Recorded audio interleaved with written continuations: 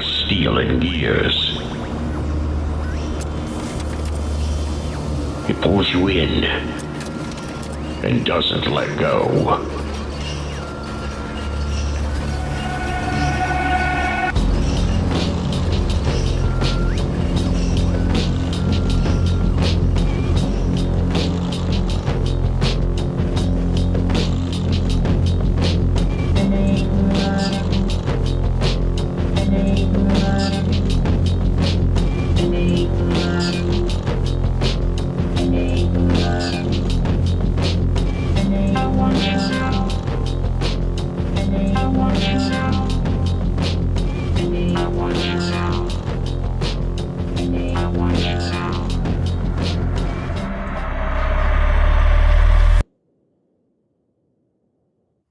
Okay. Hello. I am here today with maybe my first ever Australian guest besides Amy Therese, Russell Walter. Hello. Amy Therese is a hard act to follow. How you going? Yeah, she's a fucking shill, but whatever. Sorry, Amy. Russell, where are you in Australia? Can you say that? I know you're Anon. Yeah, I'm in Victoria, but I live like in the fucking sticks. I used to live in Melbourne, which is sort of like the cultural capital of Australia, I would say. And also like probably one of the most like shitlib cities in the world. If you ask like ChatGPT, like what are the most culturally left-wing cities, I noticed that like Melbourne consistently gets mentioned. So that is where I grew up. I was born in Western Australia, but I spent my adolescence in Melbourne, which, like I said, it's kind of like maybe Portland or San Francisco or something. Yeah, it's like the that. Brooklyn of Australia. That's what I've always, right? It's like Brooklyn of Australia. Yeah, for better and worse. You know what I mean? Like you get like my friend, the way that he put it is like Sydney is deeply superficial and Melbourne is superficially deep. It's like Sydney's like the money place. It's like you wear chinos and dress shoes. You can't get into clubs if you're not like dressed in like a shirt and chinos. Whilst Melbourne's more like culturally sophisticated, has like great. It is a great city in many ways, but also a terrible city in others. So you grew up there? Yeah. I spent my adolescence there. So what was that like? Well, I think it was like I said, I was born in Western Australia, which is like a cultural. Well, and that Western Australia is like the deep sticks, right? It's like the country, like the super country. Well, it's okay. So like the eastern seaboard of Australia is obviously where the vast majority of people are. Like Australia is, despite like the Crocodile Dundee reputation, Australia is like a super urbanized place. Probably one of the most urbanized populations on Earth, because if you think about when we were settled, 1788, it's not very long until like the train was invented. So we are really, really urbanized. Western Australia is like one of the most isolated cities on Earth, and that's Perth. Is that Perth? Yeah, that's Perth. So yeah. I grew up in Rockingham, which is like one of the most bogan fucking places. Bogan's like a word for redneck. Bogan is this word for like redneck. Yeah. Hick. It's like hick. It's like hick. Yeah. So like I grew up there, and that was like a cultural backwater. I actually went there not long ago, and it's genuinely depressing because it's like just an open air shopping mall basically. So I moved to Melbourne, and I guess I was like, maybe I became like in my adolescence like somewhat of a Hitler. But I was very drawn towards like left wing culture. And yeah, I mean, growing up there, I still love that city, and I still love it so much. But I think in the end, I sort of became very alienated from Melbourne, like urban culture, and so much so that I decided to leave. And I've lived rurally in both New South Wales and Victoria for like 5+ years now, and I would never go back. I would never live in Melbourne now. I do love visiting it, but yeah, I think I don't know. There's too many issues, not the sort of issues you have in a place like San Francisco, but just too many issues. So how did you go from a Hicklib to not hick lip? What was your red pilling moment? I think it's pretty standard. I think going to university, this is like very typical, but going to university, I think I've always been an open-minded person, even when I was left-wing, like very high openness, which meant that like I was always kind of willing to be contrarian, and I was always interested in what the other side had to say. But I think it was going to university and just how like authoritarian, especially like it's easy to forget now because the culture has shifted so rapidly. But it's easy to forget that like let's when I was in university, that's roughly, I don't know, maybe 6-7 years ago or something, 5-6-7 years ago. It was so authoritarian and stifling, and you actually could not have any kind of open discussion. So I think any sort of high openness person was kind of forced to eventually gravitate towards the right because it was the only place that was tolerant of viewpoint divergence. But I can actually tell you there was one particular moment which I kind of see as my red pilling moment, which was I was in a sociology class, which is like infamous for being the most left-wing discipline. Is that even like a thing anymore? Like, I feel like sociology, like, is that even a major? You never even hear about like sociology. Yeah, well, it's majors. a sociology. I feel like that used to be a thing. It's like not a thing anymore. Well, it's just a euphemism now for like woke shit. Yeah, right. Exactly. Well, whilst it wasn't always, but now it's just a euphemism for that. And there was like one experience in particular, which was like we got asked in this sociology class, is our borders inherently racist? And I thought about that for 2 seconds, and I was like, well, to say it's inherent is to say that, like, you know, fundamentally, and to say that you would have to be like, okay, if we don't let like a known terrorist into the country, then that's like racism. And I just looked at the people around me. I'm like, well, that's obviously absurd, right? So to say they're inherently racist is wrong. And they looked at me kind of funny. And anyway, like the tutor kind of like asked us, so what do we think? And I said what I just said to you then. And I got fucking like it was like a mob, in the sense of like literally every person in this room was going at me. And I think it was just like I knew that I was right. Like I knew that I was right. And I could just see how like, all right, there's probably 3 or 4 people in here who genuinely think I'm wrong. And then there's just all of these like cowardly people who are just kind of going with what they're saying. And they're like, you're racist. What you're saying is racist or whatever. So I think that just like demonstrated to me, it's like, okay, there is some sort of like, there is some sort of like conformity, like ideological conformity going on that is basically leading people to accept things that are blatantly false as true. So why did Australia get so cucked though? Like Australia got very extremely cucked, like more so it got like ultra cucked.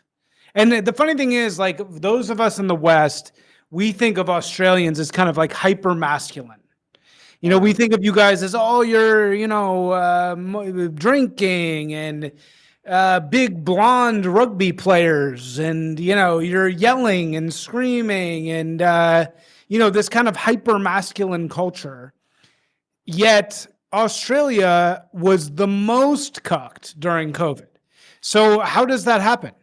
There's 2 explanations, right? Like one is a quick one, which is like people, you know, it's often said that, you know, we're descended from convicts. Yeah, right.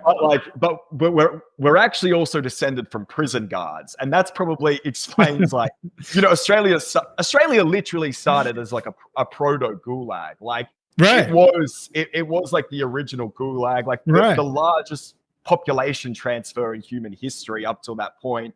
So it did begin as like an open air prison, literally. So it's not altogether surprising that we sort of just we were returning to tradition. That's what we were doing. But the other one, and this is like a bit more speculative, but I think it's true, which is that Australia, like America, we had like the frontier thesis, which is that we sort of defined ourselves originally by our experiences taming the wilderness. Like we're exactly like America. You know, we started on the eastern seaboard and we slowly made our way into the hinterland and eventually went and colonized the extremely inhospitable western part of this country. Australia is like an extremely inhospitable country, and it took a very tough kind of person to colonize and conquer it. And that's right. So then how the fuck did you get so cucked? We became, I think it's the what I was saying before, which was like the urbanization. So we had really, because I think the cucked thing probably comes from just urban living. And yeah, but why specifically cucked? Like you guys were like Australia was like the worst, right? Yeah. Like Australia was like the most cucked. And I feel like when you meet Australian women, it's similar to meeting Scandinavian women when you meet an Australian woman. Like actually Israel and Scandinavia, which is like the Vikings and these like, you know, frontiersmen are more dominated by their women than America even is. So like why? Look, I'm going back to this. I think that there is just something about urban living. I don't know what it is exactly, but it's something about like, because you think about America, you guys have like such a large rural population. And if you think about like, insofar as you're still liberty loving, it is kind of the hicks. You know what I mean? Like the gun toting, Americans who live outside of urban centers. And I think that they kind of keep the urban people like, it prevents them from being totally cucked. Right. It's the chuds. We love the chuds, man. They keep us honest. Yeah, exactly. I think also like this is an interesting little tidbit, like factoid, is that Australia in World War I had some of the highest per capita death rates and some of the highest per capita enlistment rates. And what we did is to like encourage esprit de corps, we would put men from villages into regiments together. So, you know, if you're from a little country town, you'd be with all the men in your area. And that was really effective for encouraging like a sense of fraternity. But it was devastating for the regions because if often, you know, an entire regiment gets wiped out, you know, and what would happen is like, you know, this regiment would get wiped out. And then all the women who were living in that country town had to go to the city. So we had so many such a drain, a rural drain, because of that First World War. And we actually didn't do it in the second for that reason, is we realized that the way that we structured our military devastated our country towns. So yeah, that's another reason. I just think that like like I said, it led to this huge urbanization of this country. We're really not anything like Crocodile Dundee. And another thing that's fucking annoying, as if we're on the topic of Australians overseas, is that like you get these guys who are from Sydney or even Melbourne who like counter signal the bogans like when they're in Australia, but when they go to like London is the quintessential one. Like when they go there, the easiest way for them to stand out is like to be performatively Australian. Like they really play it up. So I had it so much like, you know, when I was in London, just seeing like guys who you could tell like they're not that guy. They're not from far north Queensland. Like they're not like that. But they're pretending, they're performing like they are. Because people love it. Like people love that like stereotype. Oh yeah, Americans, it's the worst, particularly in LA. You know, like we're going to talk about the Jews in a second. The real Jews in LA are the fucking Australians. Yeah. They own every restaurant, they own everything, and every girl is just like gets, you know, so wet thinking about an Australian man and an Australian accent. And all these Australians are walking around like performing, oh, mate, I'm just an Australian, you know, like and it's so obviously fake. And it's just like, but seriously, like every restaurant in Venice is now owned by Australians.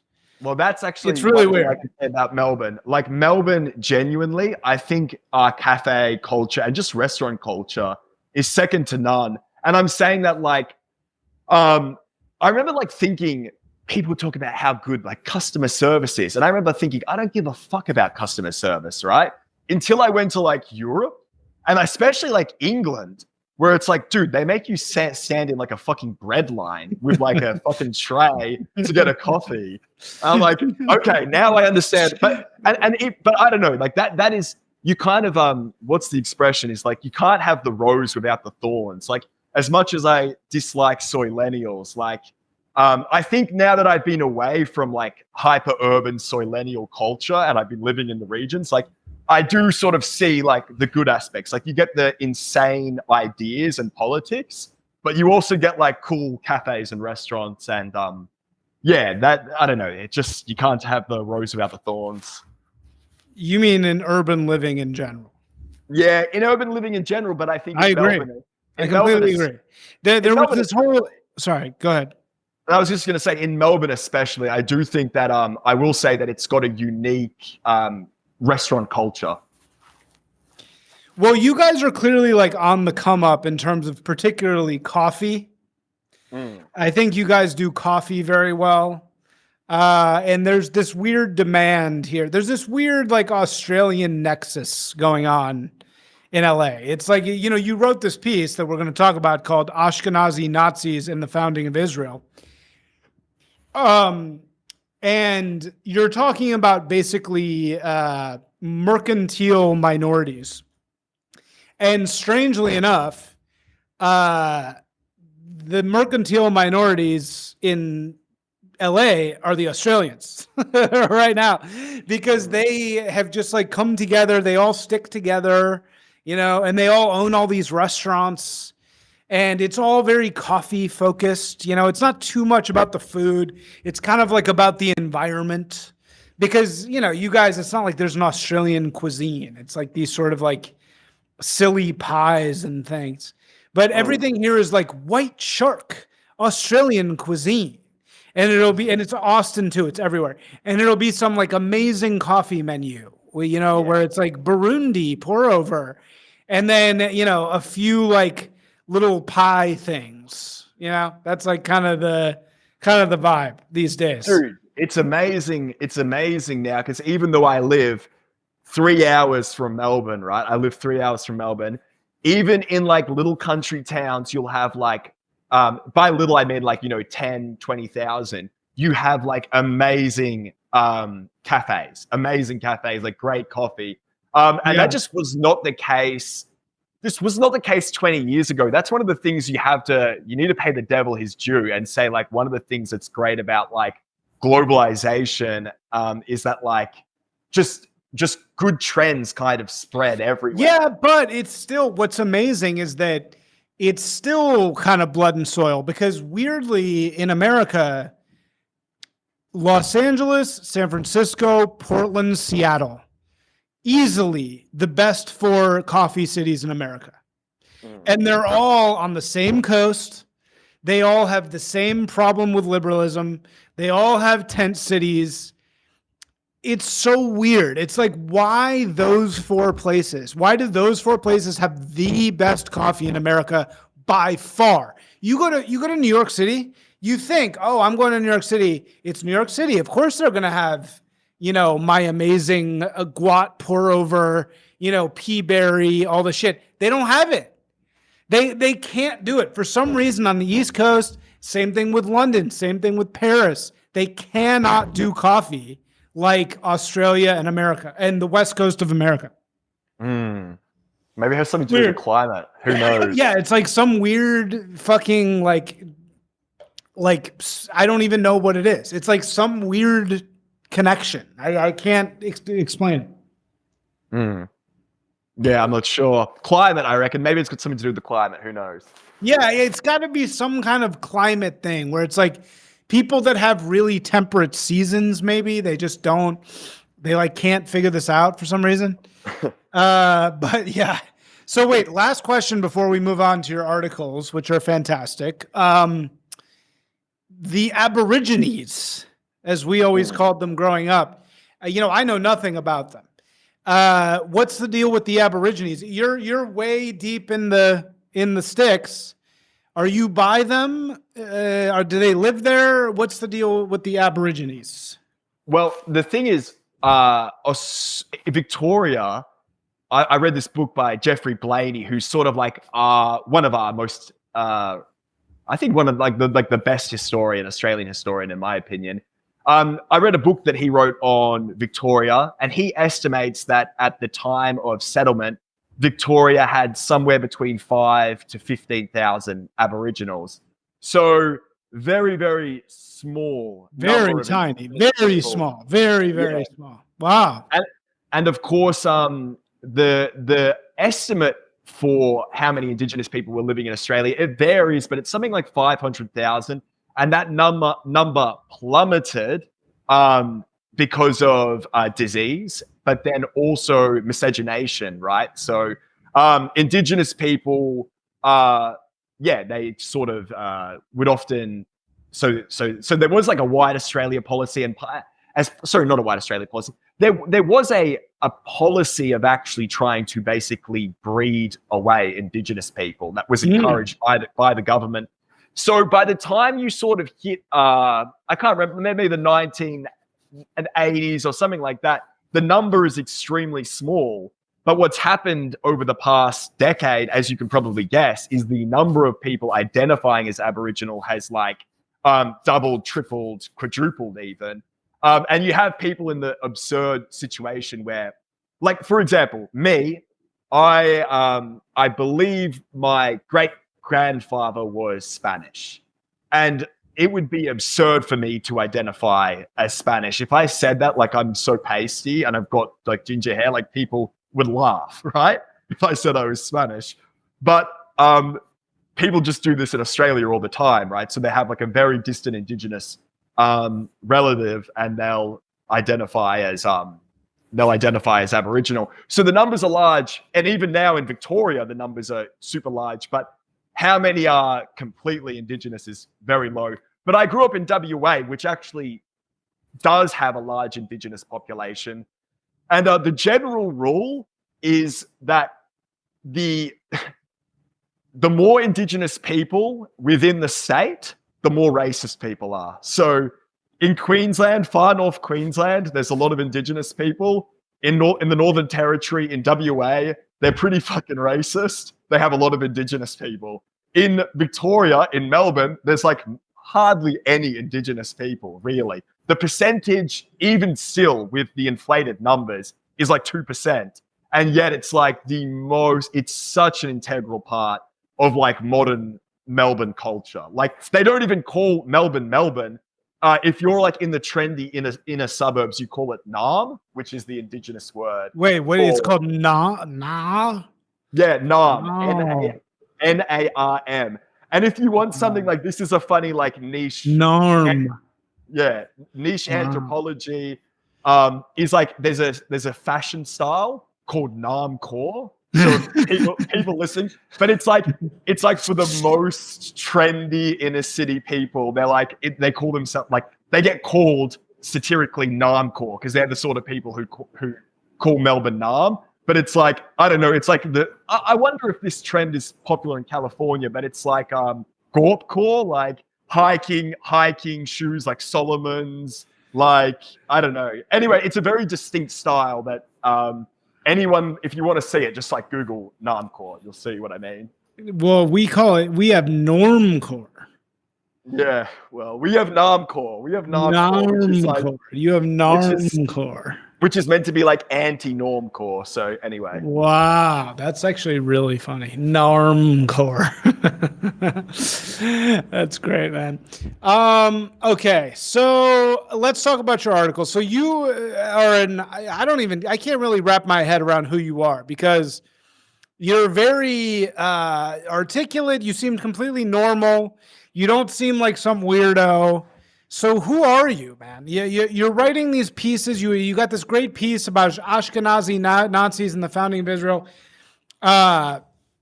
which you sent to me, I assume, as like a PR move, which I very, very rarely respond to. But I read this piece, and it's fascinating. You go through this whole history of it begins with Even his fellow Nazis were embarrassed. Sorry, Dan Burroughs was the third highest ranking member of the American Nazi Party. He was also a Jew. Even his fellow Nazis were embarrassed by the intensity of his anti-Semitism. He liked to draw pictures of dead or dying Jews. He carried around a bar of soap with a German label that read, "Made from the finest Jewish fat." He was fascinated by gas chambers and hoped to one day be in charge of one. When the New York Times revealed his Jewish heritage, he shot himself in the head. But that's how your piece begins, and you kind of go through this history of Theodore Herzl and this kind of like history of this is on Substack. It's russellwalter.substack.com. And sort of the history of like the self-hating Jew in a way. And you're talking about how Herzl hated the Yid because he thought the Yid was very weak. And at the moment of Zionism, there was a lot of people who sort of wanted to make the Jews stronger, right? But this was all before World War II. So who are you and how do you come to write about this kind of thing? Well, I'm not Jewish for what it's worth, not Jewish, but I should also have mentioned, right, like I got on Substack this year, but I've been making content on YouTube for like almost 5 you're years. a YouTuber. Yeah. Yeah, so that's mainly where I come from. It took me a long time to learn that like YouTube really is not the place for like not highbrow, but it's not the place for like intellectual kind of content. Like it's all about like just like this most bottom basement possible thing. Yeah. So mainly what I've done, like most of my audience is from YouTube, and I've been making video essays, and basically I realized like putting video essays on YouTube is kind of like putting video essays on Pornhub. It's like that's just not what people go there for. You know what I mean? Yeah. So yeah, I do have I have been making stuff for a long time, but the Ashkenazi Nazis, I have no personal connection to Israel or anything like that. I've just always been fascinated by the self-hating Jew archetype. And the reason I sent this to you is because I know that I'm not saying that you're I am one of them. I am one of these fucking self-hating Jews. No, but I'm saying I know that you have a little bit of that in you, and that's why I thought it could have been interesting. But basically, I thought like that archetype is actually quite interesting, and has actually that archetype of the self-hating Jew. Those were the pioneers of the founding of Israel. I do believe that they sort of the sort of stereotypical Jew, like Woody Allen. That's who people think of when they think of like the stereotypical Jew. Is effete, bespectacled, intelligent, maybe hypochondriac. That stereotype is quite old, and I think that in many ways was what the founding fathers of Israel were rebelling against. This is Herzl, which is that you really opened my eyes on Herzl. So Theodore Herzl was the founder of modern day Zionism. The idea that Jews should do a homeland somewhere, and ultimately they did their homeland in, of course, Israel, for obvious reasons. And I had always thought that Herzl was basically a weird, annoying communist who was sort of like a modern day George Soros, who was like, we just need to like get our play, we need to manipulate the world to like get our thing and preserve the Jews no matter what, And I don't know if that's exactly what Soros is doing, but basically a Soros type. But in this, you're sort of red-pilling me on saying that Herzl distinguished between two types of Jews, the Yid, which was this like weak thing, and then what the Jew could be, which was like a stronger, David, Samson type of thing. Is that right? Yeah. And actually, just whilst it's fresh in my mind, before I forget, there actually was a plan at some point to create a Jewish homeland in the Kimberley in Western Australia, which is in the middle of fucking nowhere. But anyway, so Herzl, let's talk about Theodore Herzl because he's the most interesting example. Like you said, he's the George Washington of Israel. And You've seen Big Lebowski, right? Yeah, I have. where he goes, Theodore Herzl, if you will it, it is no dream. Like, that's actually the first I'd ever heard of Theodore Herzl. I had never even heard of Theodore Herzl before Big Lebowski. I've seen the movie, but I actually don't even remember that. Yeah, quote, no, but- he keeps saying Theodore Herzl. If you will it, dude, it is no dream. That's what what's his name says. He said, "I don't roll on Shabbos." Well, that's actually it's actually a kind of good quote, because there would have been like when he was sort of planning this, it was an absolutely absurd idea, right? To that the Jews would establish a homeland in Israel. It's easy to take Israel for granted now, and the late 1800s. That would have been an absurd idea. So if you will it, it is no dream. That makes sense. But yeah, he was born, I think, just a bit of the background was obviously the vast majority of Jews in the late 1800s are in Eastern Europe, right? I want to say the numbers vary depending on who you ask, but something like of 9 million Jews living in Europe, I want to say that 90% are in Eastern Europe. A significant portion are in the Pale of Settlement, which is in Ukraine, Poland, etc. And then there was a lot in the eastern part of the Austro-Hungarian Empire. And Herzl was born in Hungary, I believe, and his parents moved to Austria when he turned 18 to Vienna. And shortly after moving to Vienna, he sort of actually refuses to speak Hungarian and exclusively communicates to his parents in German. He's an absolute Germanophile. Right. He wants to be a Prussian, basically, right?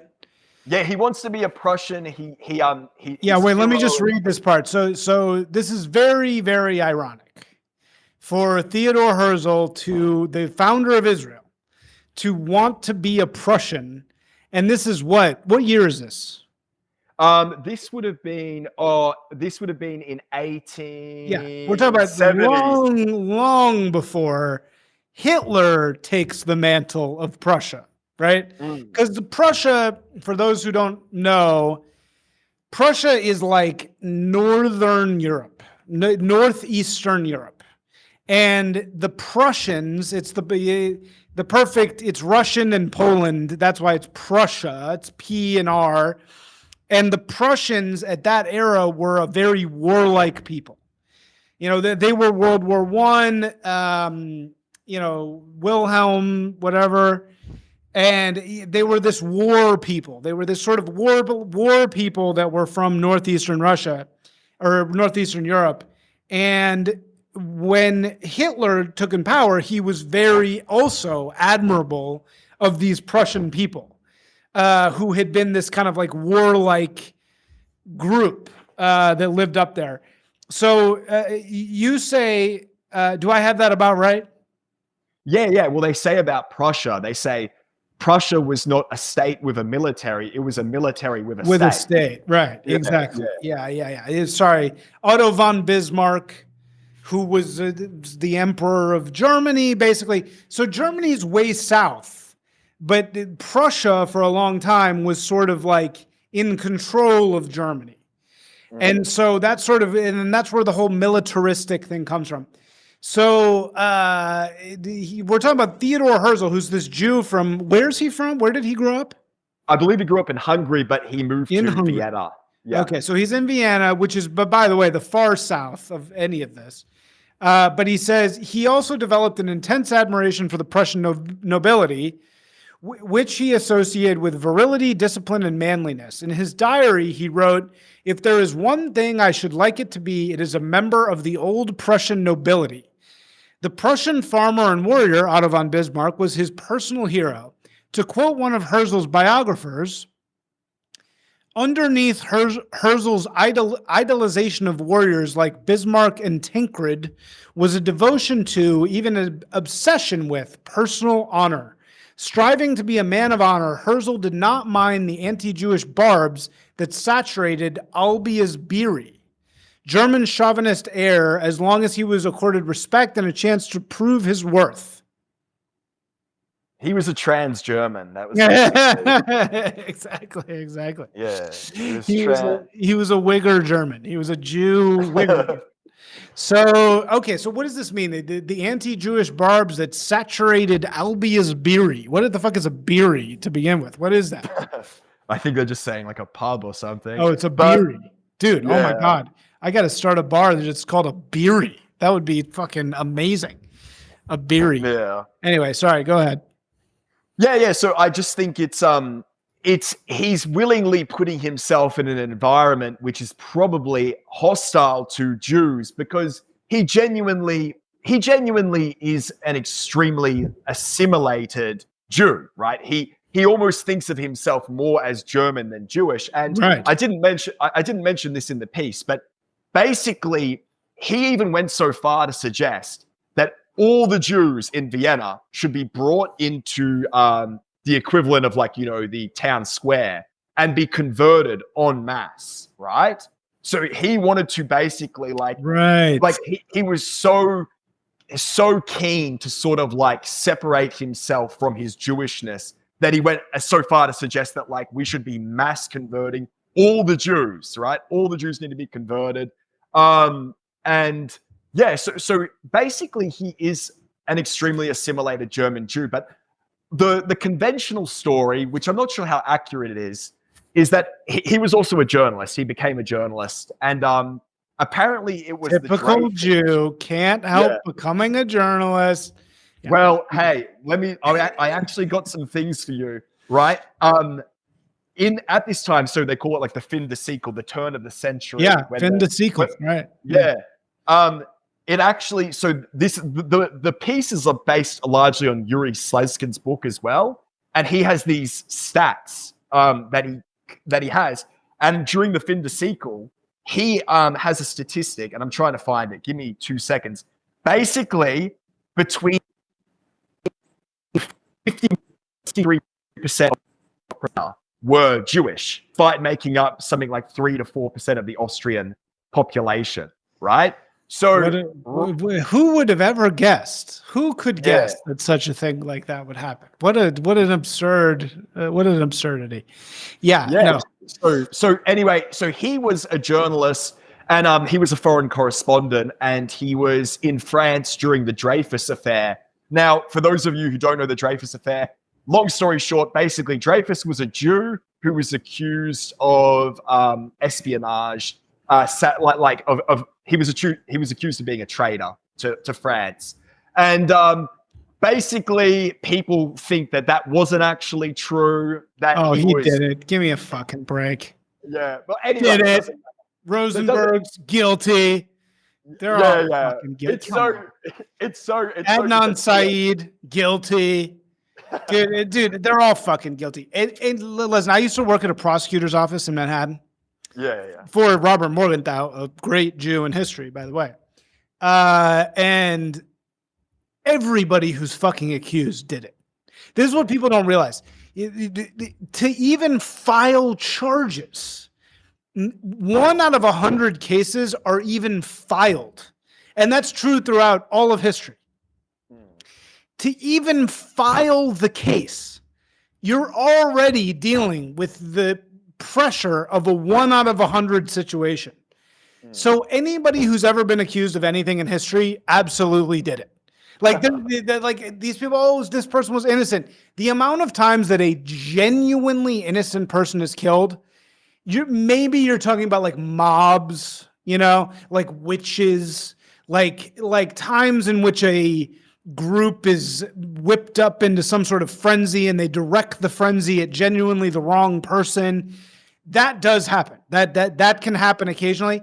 But the amount of time that a court process actually kills or convicts an actually guilty person or innocent person is effectively never. That never happens. Because when I was at the prosecutor, what I would always see, we'd be prosecuting some murderer from the fucking hood. We would get handwritten letters from his neighbor, from his fucking aunt, who would say, it is definitely him. You have to fucking put him away, you know? But they wouldn't fucking testify, so we couldn't put those letters in the court. So nobody ever saw those letters. But we would all see them and be like, oh, fuck. We got to get this guy, but we can't put any of this shit in. So the prosecutors are getting like 1,000 times more shit than the public sees. And that's why they generally go after these people. So I have all these people who are like, oh, maybe they were innocent. Maybe it's like, no, they're all fucking guilty. 100% are guilty. Sorry, continue. Yeah, I think the only thing that I've listened to like a podcast on the Dreyfus affair. I know fuck all about it, but the podcast was by a rabbi, and he was like, definitely going to bat for Dreyfus, being like, yeah, you see that, and it's just like, give it a fucking rest. Yeah, you know, but anyway, who cares? Herzl, basically, according to the conventional narrative, when Herzl, who was reporting on the Dreyfus affair, that was what convinced him that assimilation was impossible. Oh, really? Wait. So why do you say that? Because because Dreyfus was apparently like as assimilated as it gets. Like he was, but like culturally French. Like really not. He wasn't Jewish. I think I don't know if he was actually a practicing Christian, but anyway, the point is that that Dreyfus was about as French as it gets, as assimilated as it gets. And he basically thought, well, if this guy is not French, if when it comes down to it, he's just another Jew, then I'm never going to be a German. I'm never going to be a Prussian. And that's apparently when he realized that assimilation was not an option. Wow. Yeah, that, and then that's when, because obviously, like you have what you have, right, is you have the emancipation of the Jews during the French Revolution, and then the emancipation of the Jews throughout Western Europe. They're given. Well, okay, so what's the So I think I know what you're talking about. But what is the emancipation of the Jews in the French Revolution? Well, I just think it's like, prior to the French Revolution, Jews had alien status, and they had been barred from entering certain professions. They didn't have certain rights. And when the emancipation of the Jews is what it's called, it sort of gave them citizenship effectively. And that happened throughout Western Europe in the early 19th century. They sort of get given citizenship rights. And then what happens is you have all of these Jews who go from being alien outsiders to like embracing the host culture. So they become Frenchmen or they become British. And they actually end up working their way into the bureaucracies, into the media, etc. And that's what the Jewish question is. It's like, hang on a second. There's all of these Jews in these professions now. They're super overrepresented. And what is the answer to the Jewish question? Well, one answer to the Jewish question is like, well, we just need to assimilate more. We need to be more French. We need to be more German. And then Herzl's looking at Dreyfus, and he's like, you can't be more French than Dreyfus, and yet he's still just a Jew. So assimilation is not possible, right? That was his conclusion, having looked at the Dreyfus affair. And that's kind of where his Zionism begins, where he realizes, like, we actually need our own homeland. We need our own homeland. Right. So, okay, what is the Jewish question, according to you?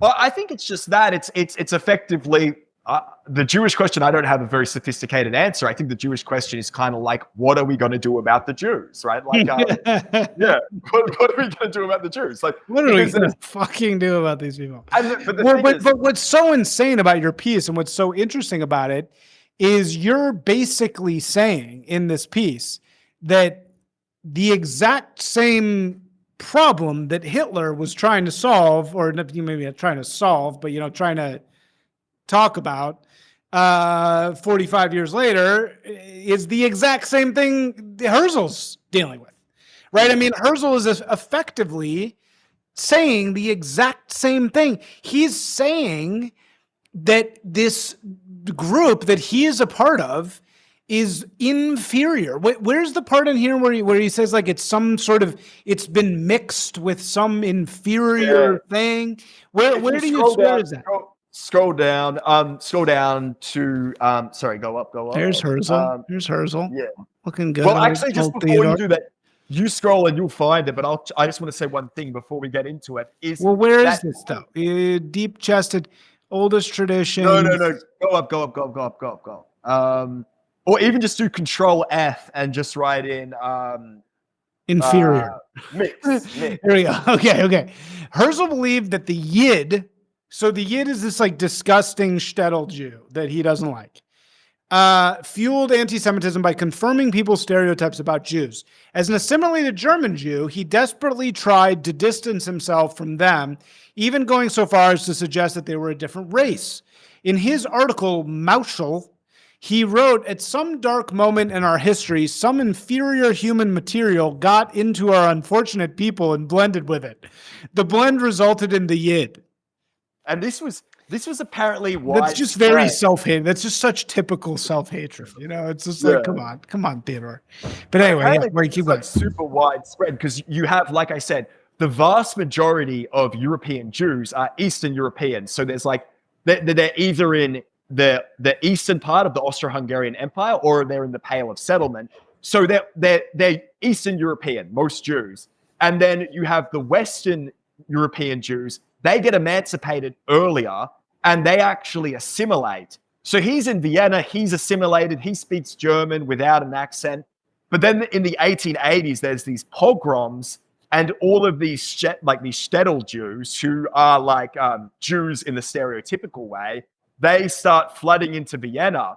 And again, he's like, look, no one's going to give me the benefit of the doubt. I'm just going to be associated with them. So you can tell when he says those things, I feel like he's performatively like exaggerating his anti-Semitism to try and be like, I'm not one of them. You know what I mean? Like that's what he's sort of trying to do to try and show he's not. Yeah. It's just so typical, you know, it's so, I genuinely think that none of these Jews like Herzl have ever read the Torah. I think they have never read it. Because if you read the Torah and if you read the Torah under the tutelage of an actual rabbi who knows the history, all this stuff is in there. This has all already happened. This has all already happened 80 million times. And the entire Torah is like an instruction manual of how not to go through this again. You know, and that's why so many really hardcore religious Jews are actually anti-Zionist. Because they don't like Herzl. They don't like Herzl because Herzl is coming at this from this self-hating perspective. He hates his people. He wants them to be strong. And then he realizes nobody's ever going to like us. So now we need to go take over Israel. But he's not doing it because of God. He's doing it out of this like self-preservatory, you know, I'm a badass kind of thing. And it's like, that's just not the answer. You're so right in that he primarily identified with the Enlightenment, and he actually was, by all accounts, an atheist. So that's why he despised the Jewish religion, and that's why he bullshit. It's like, dude, the entire solution to Judaism is the Torah. Like it's there. It's literally there. And nobody ever reads it. The problem is he never reads it. He never got around to fucking actually reading it. So he never knew that all of these problems he was dealing with, they're already in there. They're already in the book. He never got around to reading it. And like it would have been great if he had, because you know he would have been a very different guy. That's actually kind of how I first. Well, one of the first things I got. I think I first heard you on Dudley New Right's podcast, but one of the first things that I properly listened to by you was your stream on this or your solo podcast on this exact topic where you spoke about this, which was really good. Yeah, so I don't know. He's a very interesting character, but he's not isolated. Like if you scroll down the piece, you'll see like other people like Jabotinsky and Max Nordau. They sort of say pretty similar things. So it says, here we go. Read this part about Ben Gurion. Ben Gurion. Wait, hang on a second. Is that at the It's top? on the screen. Look at the screen. So it says, they have no roots. They are rootless cosmopolitans. There can be nothing worse than that. So that's the first Prime Minister of Israel. And then this is Moses Hess. A common native soil is a primary condition if there is to be introduced among Jews better relations between capital and labor. The social man, just as the social plant and animal, needs for his growth and development a wide free soil. Without it, he sinks to the status of a parasite. So basically he's saying that they have an unhealthy relationship to capital, that they've become parasitic because they don't have any relationships to soil. Yeah, and you know who was number one on this was Marx, also a fucking Jew. So, you know, like Marx was number one. One of Marx's most famous articles ever was Jews apart from Jewishness. And it was like the Jews need to abandon Jewishness because Jewishness means capital and mercantilism. So actually, let's talk about that for a second. So you have this whole part of this that I actually also really appreciated, which was the Jew as Mercury. So what does that mean to you? You're saying that the Jew is this like mercurial person. Like what does that mean? So Mercury is the Roman version of the Greek god Hermes. And then etymologically, and of course, the first one is a guy with a boner because Jews are sex addicts. It's really true. My favorite thing about Jews, and you know, I am one, so I know. You know how the Irish are alcoholics? Jews are sex addicts. Jews have a weird, perverted, deep relationship with like sex. It's like a weird thing. It's like our thing. So maybe Freud was projecting. Maybe all of Freud's definitely, dude. It's why we get circumcised. This is again. It's like why our founding fathers, like the rabbis have been right this whole time, and they were trying to tell us like, hey, don't think about your dick too much. We're gonna chop some of it off, but obviously that doesn't work. So you know we got to rethink that. But you know, of course, it's in the Torah, so you have to do it. But anyway, what does this mean? Okay, so we'll start with Hermes. So Hermes derives from the Greek word herma, which means boundary marker. Back in the day, if you were in Athens and you went to the boundaries of the city, you would find boundary markers called herma, which kind of guide you on your way. So they're like, hey, you're at the boundary. You're leaving Athens and now you're on your way. And Hermes is the messenger god, and he's a traveler god. He travels to Mount Olympus. He talks to the gods. He sends messages from the gods to the people below in the underworld and to mortals as well. So he was a messenger god. He was associated with speed, dexterity, travel. And the Romans, like as they do, they always adopt the Greek gods and just give them different names. They called Hermes Mercury. And then the etymology of that is Mercury comes from merc, meaning merchandise. And they like naturally, right? You associate travel with merchants, people. Yeah, isn't that funny? Mercury is merchandise. I never put that together, but it's like right. It's like commerce. It's like crossing the border. Yeah, and you know what you're doing is you're exploiting information asymmetries, which is what a merchant does, right? They know, for example, that like lentils in this area are cheap, and if you pick them up here, you can cross the border and sell them for more. I think we're just talking about trans-border people, right? I mean, we're talking about, I love this. I love this, by the way. I love Jews as Mercury. I think it's fucking perfect. And it's also Mercury has the boner. It really is. Jews are truly the Mercurian race.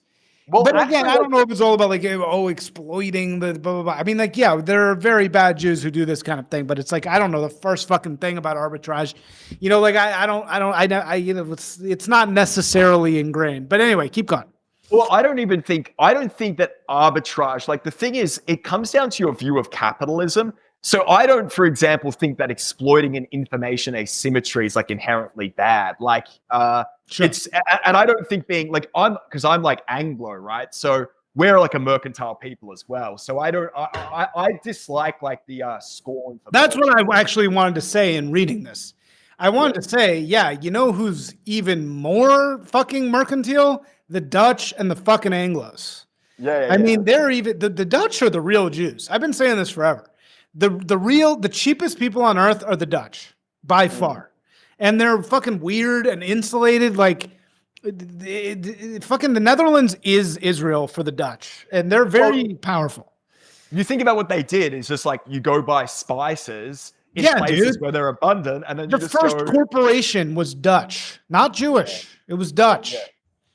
Yeah, exactly. So the thing is, this Mercury thing, the reason I like it is because it's not just a Jewish thing. It's actually clear that lots of people, different peoples, are mercurial, right? So there's obviously more settled agricultural people, and then there are people who are restless and they travel. And the thing that's amazing about it is that Mercury has also always been associated with riders. So Horace called like a riders Mercury's men. So that's just so strange, right? Riders or writers? Writers, like people who write books. Writers. Okay, yeah. So yeah, it's you just think about how unusual that is, that Mercury is not only associated with trade and commerce, but also with but the verbal thing. So this is what I want to say. This is why I say it all goes back to the book. In the book, in the Torah, one of the first things that happens is Esau and Isaac, I believe. Who is Esau going against? Jacob, sorry. It's Jacob and Esau have this giant fight. This is in the Old Testament. Jacob is like the nice kid. Esau is the redheaded, like, asshole kid. Jacob, using methods of trickery, tricks Isaac, his father, into giving Jacob the blessing, right? I don't know if you're a Christian, but this should be in your learning, you know? Jacob tricks the father, Isaac, into giving the blessing of the Israelites to Jacob instead of Esau, because Jacob like dresses up as Esau and like puts his scent on and everything. And then and the whole story is Esau is a terrible person, so it's like it's worth it, right? It's like it's actually good because somehow Esau had to be outsmarted because Esau was a piece of shit, right? He was like he was like a war guy. He was fighting all the time. He didn't have any chill, right? And so the descendants of all of Israel became Jacob's descendants instead of Esau's descendants. They were supposed to be Esau because Esau was firstborn. Jacob stole the blessing, basically. And thereafter, Esau's kids, descendants, became the Edomites, the Canaanites, the people of Israel that were constantly fighting the Israelites. And it says at the time, if you read the rabbis talking about it, and even I think in the Old Testament itself, it says the skill of the Israelites will never be war. It will always be speech. It will always be their speech. Whereas the skill of the Canaanites will always be their sword. That's where live by the sword, die by the sword comes from. That's Esau. So this shit's been in the fucking Bible since day one. Like this has already been talked about since the very beginning. It's just nobody reads the text, so they think they just stumble about these things naturally. Anyway. Well, the sword and speech difference is like super key because I have a line in there about like cunning intelligence, which is associated with both Hermes and Mercury. Like this cunning intelligence, which is associated with eloquence, right? Like cunning people are very eloquent and they can persuade you without having to hit you over the head with like a sword or a hammer or whatever. And I think like throughout the book, The Jewish Century by Yuri Slezkin, like that is kind of the point that he makes is like the European natives, they always had this, what he calls Apollonian virtue, which was like the sword, order, etc., etc. But he thinks that like Apollonian virtue is being supplanted by mercurial virtues in the 21st century, because it's clear now it's not about like how strong you are. Like you think back to like the Middle Ages, like really what it came down to, like power is just physical power, brute strength. And I feel like now the most powerful people are not necessarily the most eloquent, but the people with the most cunning intelligence. That's sort of becoming more and more important in this increasingly technological world that we're living in. Yeah, well, and I think that you kind of end the piece by saying Jews are these Mercury. Well, tell us a little about Mercury. You end up going to that everybody has become a Jew. Right, and just as everybody became a Jew, the Jews became not Jews, which is very Marxist, by the way. That's a very Marxist idea. But tell us more about Mercury and why the Jews are Mercury. Well, okay, so Mercury, like I said, Mercs associated with like merchandise, associated with boundary crossing, and obviously Jews are diasporic people, right? They do not have a homeland. For over 2,000 years, they have been boundary crossers. They've been people who have not been settled in a single place. They have moved around. And with that comes certain skills and certain advantages, which are mercurial skills and mercurial advantages. You need to be multilingual, right? You need to be able to speak multiple languages. You need to be able to exploit information asymmetries. And the point is that, like, as time has gone on, these skills have become more and more important and more valuable. So, yeah, the Jews are mercurial because they have been exiled. They're an exilic people, right? So they've been living in exile, and as a consequence, they've been Mercury's men, basically. Yeah, right. In a mercurial world is a world without borders, right? Or sort of. And the whole thing is you don't want, and I'm not saying you don't want Jews to run the world. I mean, you don't want Jews to run the world, but you don't want anybody to run the world. But a world without borders, a world run by Mercury is not a world anybody wants to live in. Like maybe you want a world run by Apollo, because then everything's nice and orderly. Then Mercury can go back and forth across the borders.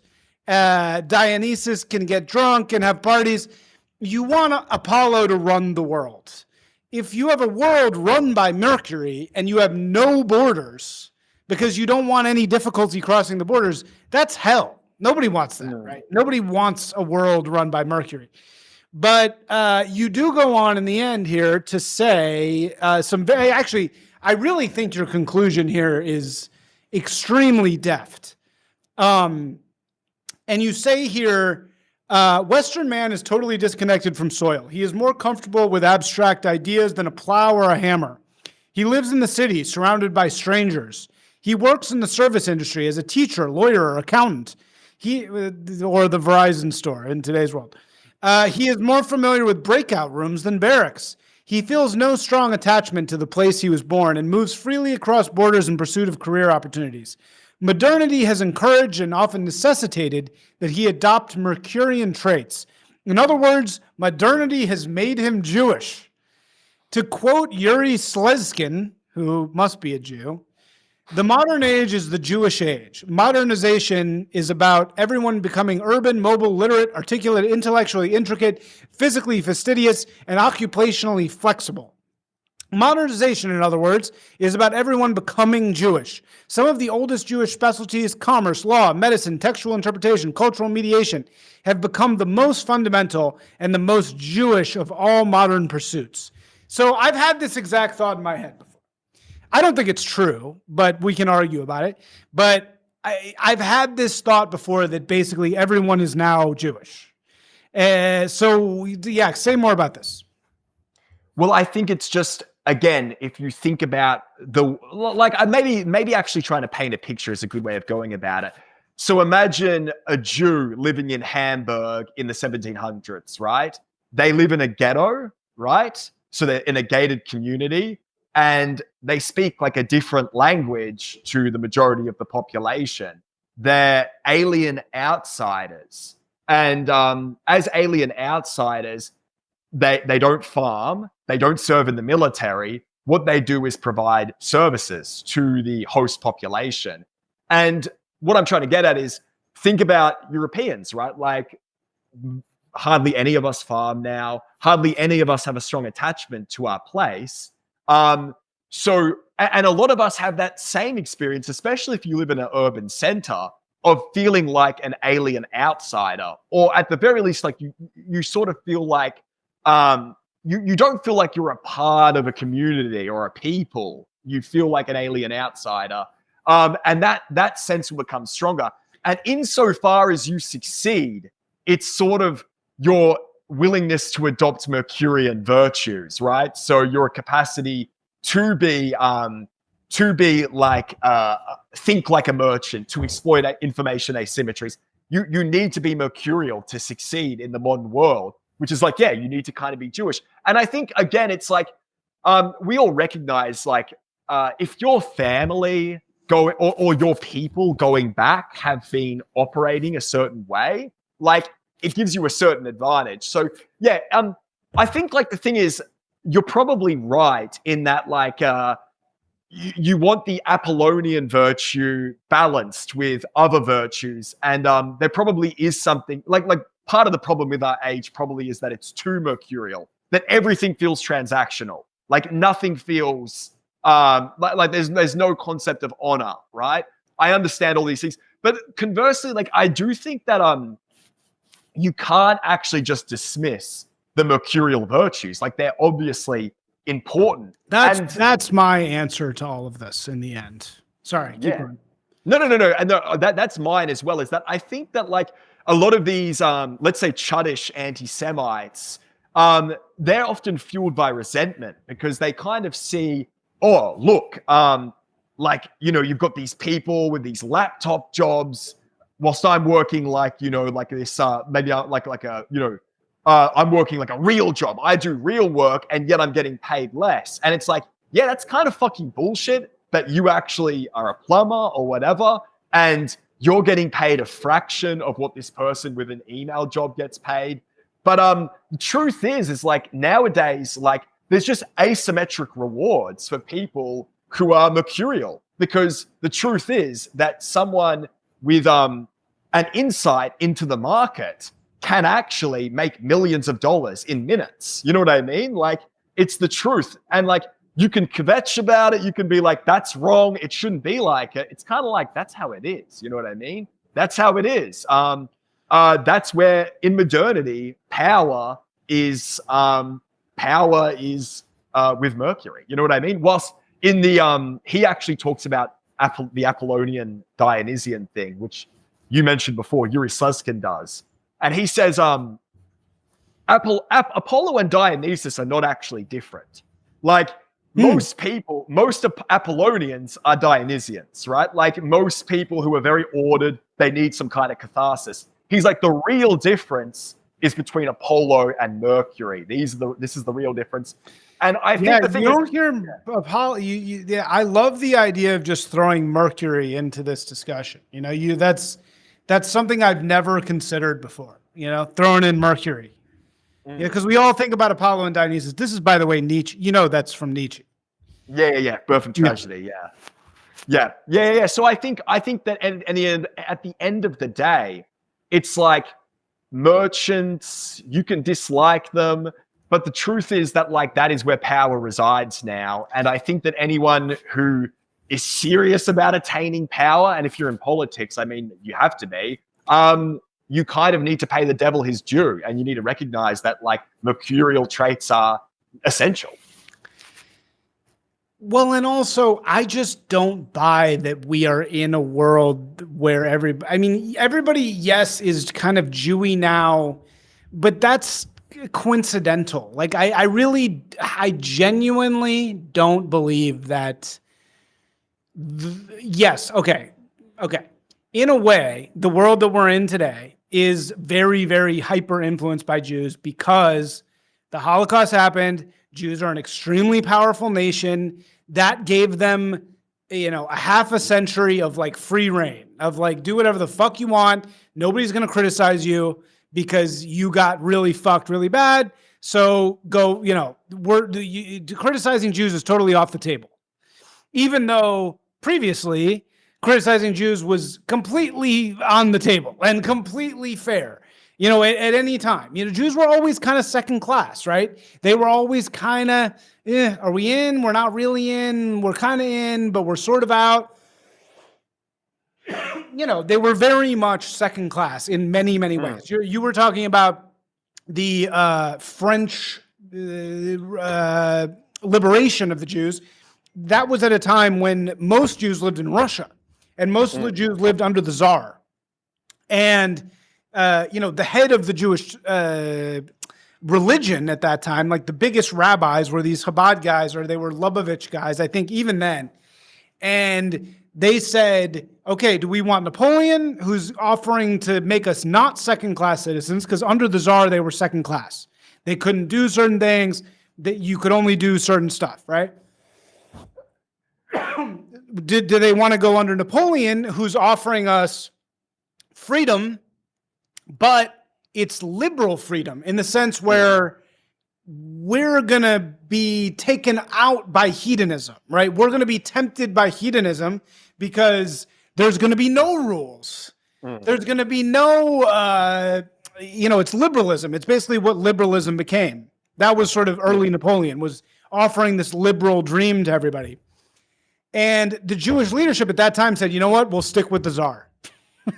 They said, we don't even want Napoleon because we know that, like, okay, maybe our bodies are slightly chained by the Tsar, but at least we can practice our religion. We're separate, but this is actually sort of good for us. This is working out. And then when they said, no, we don't want Napoleon. And then actually liberalism ultimately freed the Jews like too much, because as you're saying, there is a great necessity in this mercurial power. This is a good thing. It goes back to in my stream about Jewishness, there's this amazing story with Joseph, Jacob's son, who got control of all the grain in Egypt because there was the huge, this is in the Torah, there was the huge famine. And because the Jews were foreigners in Egypt at that time, made all the Egyptians move out of their houses because the Jews, to make the Jews feel more at home, right? Because he owned all the houses, because they sold him all the houses because he had all the grain, because he was Pharaoh's number two, him and the Pharaoh. And that's why the Jews got enslaved. In the Torah, nobody ever talks about this. The reason the Jews, they weren't slaves. The Jews, when they first came to Egypt, were not slaves. They were, like foreigners, basically. They were like immigrants. And then they became enslaved because Joseph basically kicked them all out of their houses. He kicked the Egyptians out of their houses. So this is a lesson of like, don't do that. They're like the New York again. Stop doing that. You got to go tell that story to the landlords in New York. Dude, I've been fucking trying. This is what I've been literally fucking trying to do. Like if you start doing this shit, but they don't fucking. This is the problem. It's like there is this thing in Jew. This is a problem. This is a fucking problem. And there are plenty of Jews who are completely conscious of this shit. Herzl being one, right? I mean, like there are many, many Jews who try to do good and want to do good and are conscious of these things and are not trying to be these blind mercurials, right? But at the end of the day, as you're saying, sometimes this mercurial instinct is good. It's a lot like black people. It's a lot like black people. Like black people can be extremely damaging, but they also can do the most amazing shit ever. It's like it's sort of a balance between what these things are. And I think what's happening now in global culture is we're reaching the very end of the period in which criticizing Jews and Jewishness was taboo. That's like over now. Like basically, because you see Gen Z, they are not, they don't have that stigma among them. So now Jews are kind of trying to figure out, okay, well, fuck. Now what? Because before it was completely, you could not criticize Jews. It was totally not okay. If you criticize Jews, that was worse than being racist. Now, today, does anyone feel that way? No. Nobody feels that way anymore. Now criticizing Jews is kind of cool. You're like, oh, well, you're fucking Israel. You're a Zionist. You're a colonist. Like, fuck you, And that's been 2 years that's been the case. So I think Jews are just kind of trying to figure out, like, who are we? And I think Herzl has it wrong, though. I think trying to just go and be like, we're going to be the same as the Prussians. It's like the Jews are not the same as the Prussians. Like, we're weak, shitty. We're kind of weak and shitty, but we're really strong in some ways. And we should just embrace those fucking strengths that we have instead of trying to like go be like the other people. At least that's my opinion.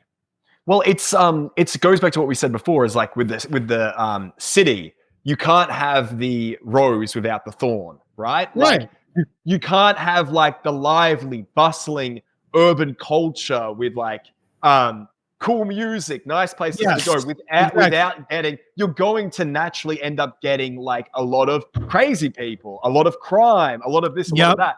And I think it's the same with all people. Like, people have virtues that will, like, it's just think about masculinity, right? It expresses itself in a virtuous way, but also it can express itself in a, dare I say, toxic way. Like, that's what was so silly about the toxic masculinity thing, is that it focused only on the thorns without focusing on the rose.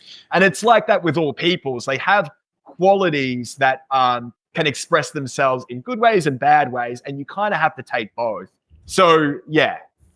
Oh, and sorry, just before I forget, there's a line from Yuri Slezkin's book, which is so good. But he says, from being the Jewish God's chosen people, the Jews had become the Nazis' chosen people. And by becoming the Nazis' chosen people, they became the chosen people of the post-war Western world. I love that line. It's just like so good, right? Wait, where is that? It's not in. I didn't put it in. I didn't put it in because it didn't fit. But I'm just quoting it from. I just pulled up the PDF because when you were talking, I'm like, that reminds me of what he said. But yeah, from being the Jewish God's chosen people, the Jews had become the Nazis' chosen people. And by becoming the Nazis' chosen people, they became the chosen people of the post-war Western world. Because obviously the Nazis became, even after the death of God, the Nazis became the devil, right? Of secular modernity, right? So it's natural, right, that if Hitler is the devil and the Nazis the devil, and they chose the Jews, then the Jews are the chosen people, right, of our age. But like you said, that's definitely, you can see that breaking down. I do think that it's kind of, the cat is out of the bag. I think Pandora's box is open. It'll be interesting to see what happens. Well, in my opinion, we're probably gonna go back to, I think that it's just inevitable. Like the Jews are Mercury. You have it exactly right. Jews are Mercury, and we just have to be that. We have to read our fucking Torah. That's our rules. We read the fucking rules. The rules have been very, very helpful to others, obviously. All right.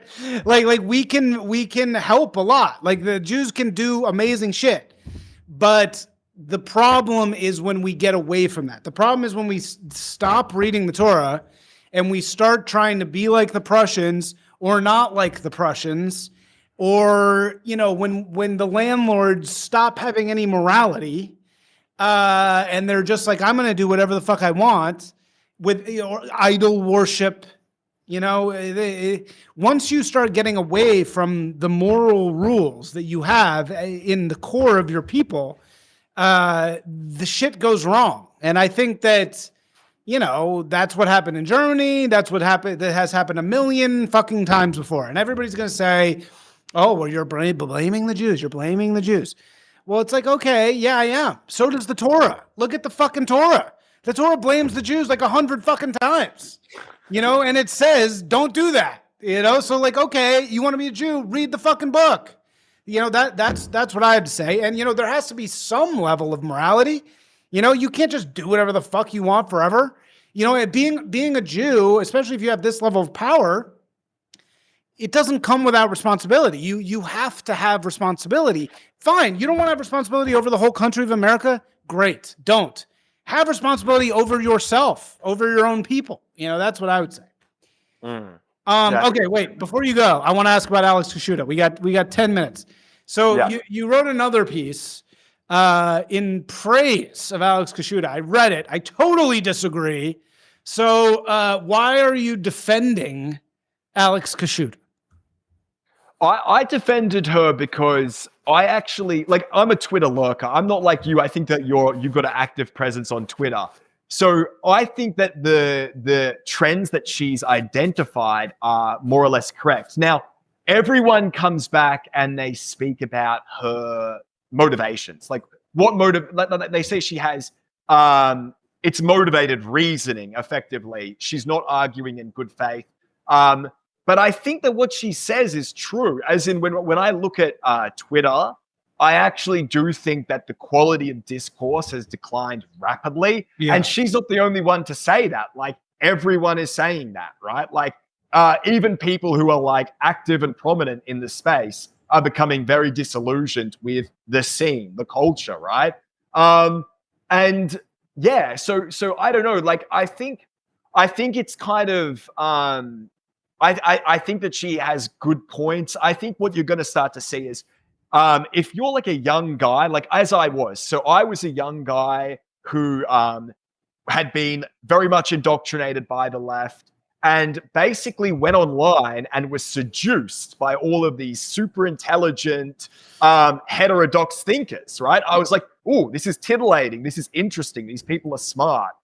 These people have, even if I don't agree with them, I'm curious. And that's what effectively happened to me. Now, if I'm in that same position, I'm going to hop on and it's going to be like the Jews killed JFK and did 9/11 and space isn't real. Like, anyway, I know that's not all of what Twitter is, but that's just crowding out all of the good stuff. And it kind of, it definitely paints the whole sphere in a negative light. That's my opinion. And she said that, and I think she's right. That's correct. Yeah. Well, I'll certainly agree with you about the decline in quality, but what does that have to do with her? Like, you know what I mean? Well, I think that she was saying that she's become disillusioned with the space, that she just feels like it's probably kind of thing. Like, I sort of have that somewhat with even, I think about YouTube, right? Like, sometimes when I look through comments on YouTube, I'm like, are these the fucking people that my shit is appealing to? And you have this moment where you're like, is this really the people I want to be appealing to? You know what I mean? Like, that's one of the things that's been refreshing about Substack. And I think that, like, she probably had a similar experience where it's like, is this really who I'm appealing to? Is this who I want to appeal to? Also, I'm going to say, I reckon the thing that just isn't said enough is that people are attracted to the right wing for different reasons. There are people who are temperamentally authoritarian and maybe or temperamentally conservative, and that's why they're attracted to the right. There are also people attracted to the right for the opposite reason, because they're anti-authoritarian and they didn't like left-wing stupidity. Yeah, that's like me. I'm like, yeah, exactly. I'm like that as well. Yeah. And I'm saying that crowd of people will probably splinter within the next couple of years, because sure.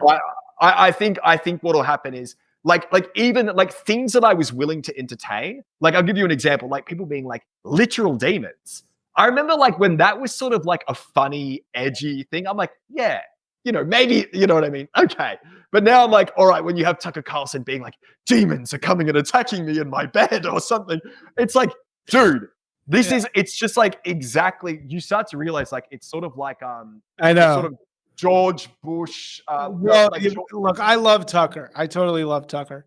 But that demon thing, that was just a little, it was like, look, I love Tucker. I love everything he stands for and everything he does. But it was like, it's okay if you want to say a demon attacked you. That's all fine. I've had sleep paralysis. I totally believe in demons. But when he said that the demon scratched me and I still have the scar on the side of my like thing, that was a little, I was like, well, dude, that seemed like a little too far. I mean, whatever, he can do whatever the fuck he wants. No, but part of it is like, I reckon that what it is, right, is like people are trying to now, like in the past, conservatives were trying to like curry favor from progressives, so they would avoid things like that. Mhm. And now I think what people are doing instead is they're like, how can I counter signal fashionable opinion as intensely as possible? And they do things like that for that reason, I feel like. And then it's also like, you know what? Maybe space is fake. And it's kind of like, do you actually believe that? Or are you just trying to counter signal like Right. Are you trying to like get some conspiracy points? Okay, look, all of this is fine. And I agree. I am also seeing this happen. I think basically the regime is so good at what it does. This is like, you know, the basically the neoliberal. You can call it neoliberal. It'll have a different name soon enough. But that regime, that beast, that Leviathan is so fucking good at what it does. It sort of perfectly at the exact right time took what was genuine rebellion on the right? Like our memes, our crazy shit, our red pills, our race stuff, our hilarious posting, you know, Joe Rogan, Shane Gillis, UFC, all these things we had, right? And at the exact right time, it took all the threatening parts of that and like steered it into the new neoconism, where you can't criticize Israel, right? You can't let's not talk about women that way, you know, let's not talk about the races this way. Let's have some candor, guys. Now that we're in control, now that we won, let's have a little, you know, we need to govern. Let's try to govern, you know, which is complete fucking horseshit. If you actually won, the ceiling gets higher. It doesn't get lower. You don't have to behave yourself better. If you won, you fucking won. That you behave crazier if you want. That's the whole fucking point of winning. So the managerial class got exactly in control of this right-wing victory at exactly the perfect time. So they're going to steer all that into being very uncool again, into being this Tucker Carlson demon scratch, right? And at the same time, they're going to push all that into being uncool again. And then at the same time, the left you already see it. They're going, goodbye identity politics. Hello global communism. Hello, like heartthrob Mamdani, freedom fighter. Yeah, I might be a rich homo, but I'm fucking killing the billionaires. Let's kill the billionaires together. That's like where it's fucking going. And you can see, and they fucking did it perfectly. And maybe, you know what I reckon could happen? Here's my fear, because I think that, you know, this could be extremely effective. And if they're smart, this is what they would do. They would go EHC, elite human capital, take those talking points, and then get Gavin Newsom to run. And then effectively what they could do is pivot into like elitism, right? So this is what that would be a whole different thing. That would be a totally different approach.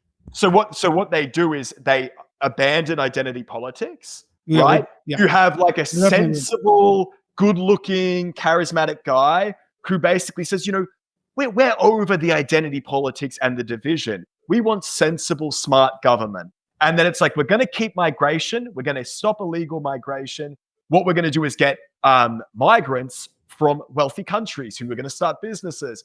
And anyway, my point is that like, I actually feel like that's where they could very well end up going.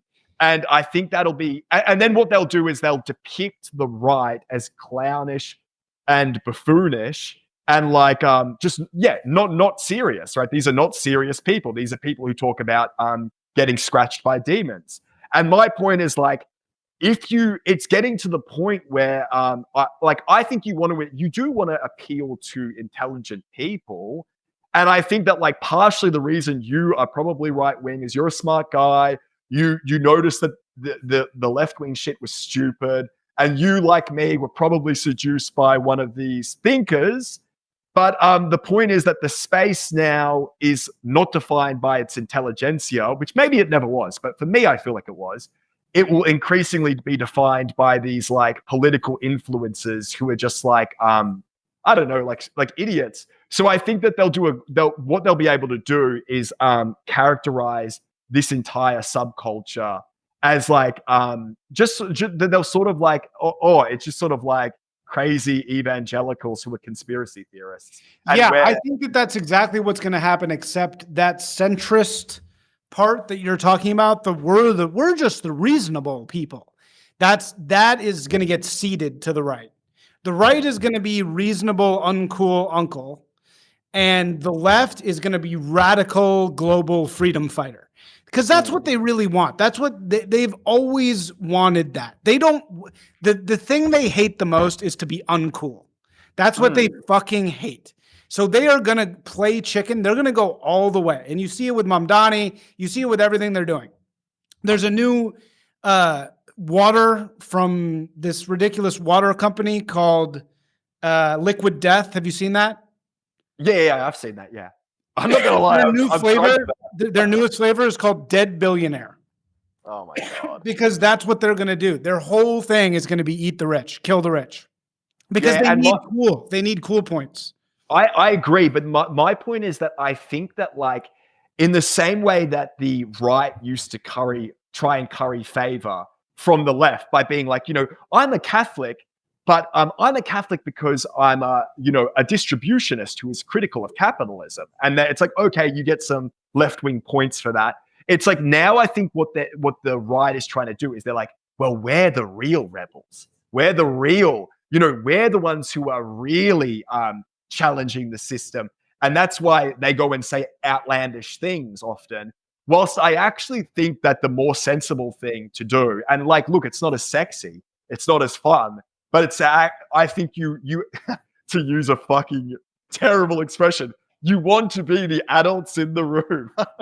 But you actually want to do that. You want to, I feel like if you went, immigration, mass immigration is insane. That's an insane policy. It's not good for our people. In Australia, it's leading to insane increase in house prices. We want to dramatic, like we want an immigration jubilee, or we want to absolutely slash it because it's not good, right? And that's not a radical position. That's a conservative position, right? I think what you want to do is take positions which are currently radical by our current status quo and basically make them appear totally like immigration restriction is a totally sensible policy. You know what I mean? Deportations of certain groups is like a sane thing. Like it's like if you went back to the 1950s and you said, hey, there's this population who are increasing crimes at a demonstratively higher rate, what should we do with them? Deport them, right? That's what all people, all times would have done. So it's like, I think that you don't want it to be a clown show. You actually want to be, you want to depict radical policies as centrist ones, basically. Like, what do they call it? Sensible centrism. Well, I think that will be territory that the right can take.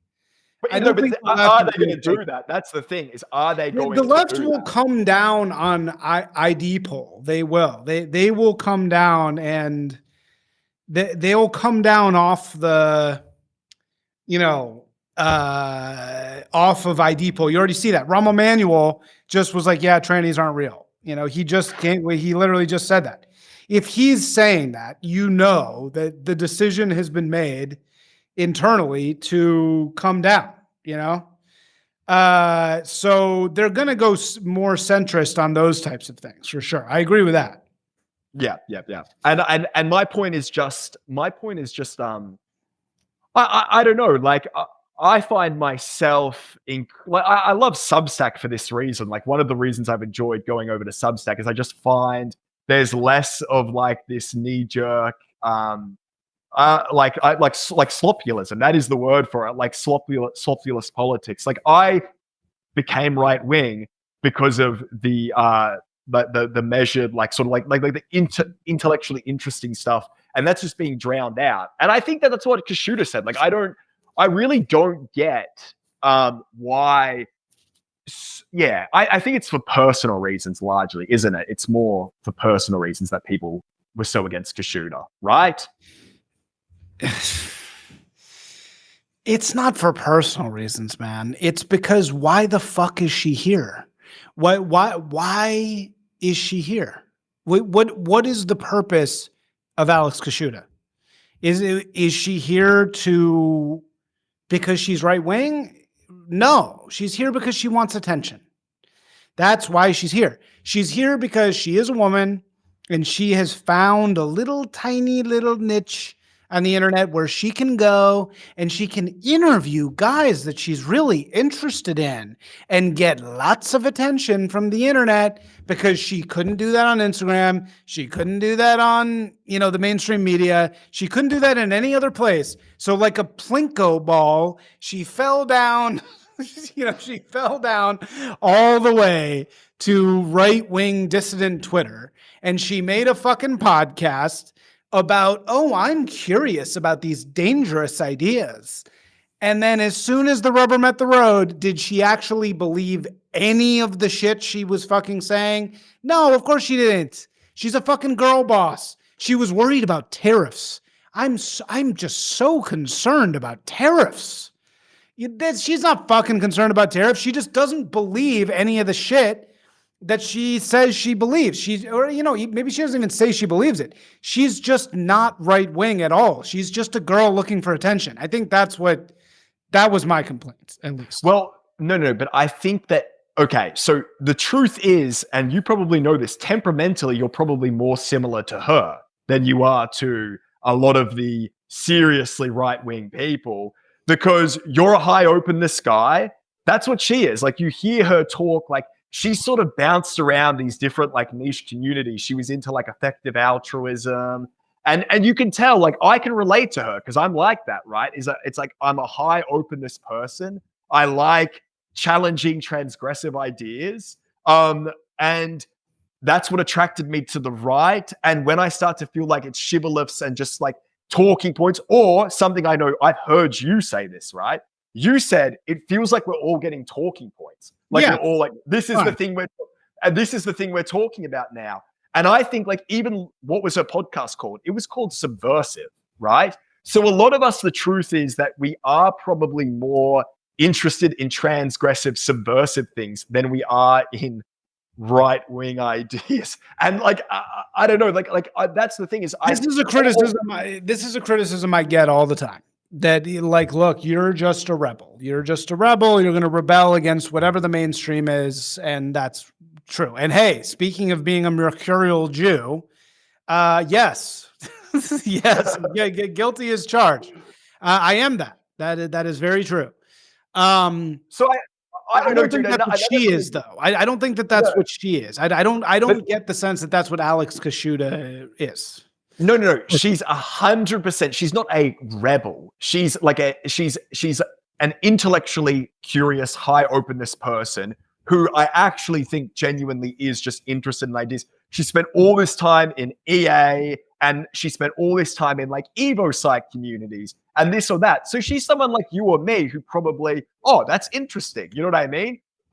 She's not a thought leader, and she never pitched herself as such. She was a curious person, and no doubt she liked the clout. Like everyone does, right? Everyone likes getting a little bit of status online or whatever. So I feel like the thing that got to me, though, is I reckon there is this terrible tendency that people have, is just like when there's like this dog pile thing where it's like, okay, let's dogpile her. Like, dude, it seems so disproportionate. And even like some of the stuff, like not to moral fag, but some of the stuff where it's like, like it's pretty like fucked.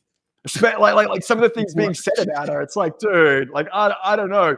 Like, I don't know. So anyway, I feel like, though, in a weird way, like, as you said, you're white knighting, bro. You are white knighting so hard. Dude, I'm her most obsequious. True white knight. All right, bro. I gotta fucking go. I'm so late to this fucking thing. Oh, speaking of, you know where I'm going tonight? I'm going to a Substack bestsellers private event, and it's at a like a public bath. It's at like a spa, and you have to like wear your bathing suit. It's very weird. So you're going to a Jewish bathhouse where you're all going to be like, I'm joking. All right, well, just make sure you get them to tip the fingers on the scale for me, okay? Make me a bestseller. Oh yeah, I'll tell them. Russell Walter, Australia's finest. All All right, pull the strings. You know what to do. I will. All right. I'll do it. All right, brother. Thanks, brother. See ya. Have a good Thanks. one. See ya. Peace. Ciao, ciao.